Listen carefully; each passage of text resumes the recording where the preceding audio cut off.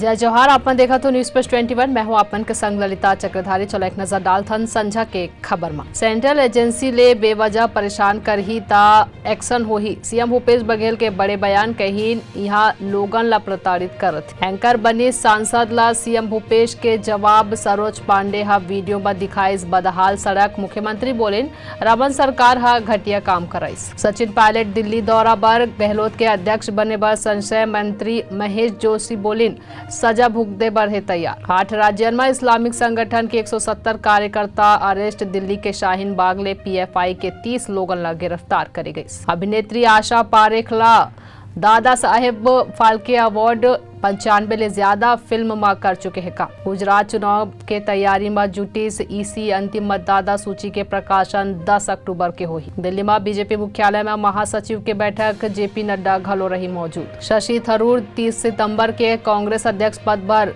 करही नॉमिनेशन। एके एंटली आज रात पहुंच सकत है दिल्ली। सोनिया गांधी हा करिन तरफ। जापान में शिंजो आबे के पत्नी अकी आबे ले मिलिस पीएम मोदी। शिंजो आबे के मौत पर जताई शोक। ऐसा तमाम जानकारी ले लगातार अपडेट रहे पर देखत रहो न्यूज प्लस 21 आप मन के हक के बात।